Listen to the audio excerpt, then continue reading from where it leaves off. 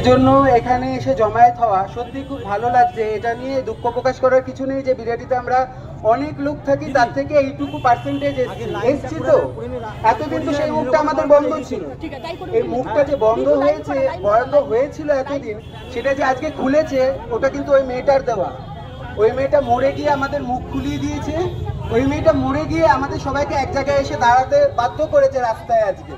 আর রাস্তায় না নামে আজকে আমরা মাঝে মধ্যে ফেসবুক ইনস্টাগ্রামে দেখি না, শাক বাজাবো, ঘটি উল্টাবো, হেনাতে না, এইগুলো করে কোনো লাভ নেই। যদি রাস্তায় নামা যায় তাহলেই ঠিক, রাস্তায় না নামলে কোনো কিছু করার দরকার নেই। আর আজকের থেকে যে স্ফুলিঙ্গ জ্বলেছে, এই জ্বলা বারুদটাকে কিন্তু নিভিয়ে দেবেন না। কথায় আছে না যে মাঝরাত্রিরে চাঁদের কাছে ধারালো হচ্ছে আস্তে আস্তে, সে ধারালোটাকে শান দিয়ে রাখুন। কখন সেটা দরকারে পড়বে সেটা কিন্তু বুঝতে পারবেন না, যাতে অন্যরা আপনাদের ভয় পায় সেই সিচুয়েশনে আসুন। আজকের সমাজে দাঁড়িয়ে সৎ পথে থাকা এবং সত্যি কথা লোককে সবাইকে ভয় পেয়ে চলতে হবে, বাধ্য। তারা কাউকে ভয় পাবে না। সমাজ কিন্তু অশিক্ষিত বা নিরক্ষর লোকের জন্য খারাপ হয় না, শিক্ষিত লোকের অশিক্ষিত মনোভাবের জন্য। নিজেদেরকে মৌন করে রাখবেন না।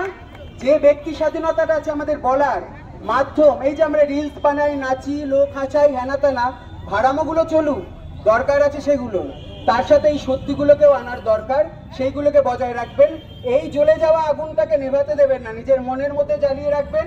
এবং সমাজে যে যে ক্ষেত্রে দরকার, এই আগুনের আলোয় যেন আলোকিত হয়ে যায়। আবার শুধু মেয়ে বলে না, আজকে অন্যের মেয়ে কালকে আমার মেয়ে হবে, তখনও যেন এইভাবে দাঁড়াতে পারি।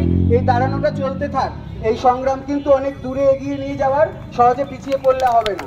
একসাথে কাঁধে কাঁধ মিলিয়ে চলতে লাগবে, দাঁতে দাঁত চেপে। ভালো থাকবেন সবাই, এইভাবেই থাকবেন।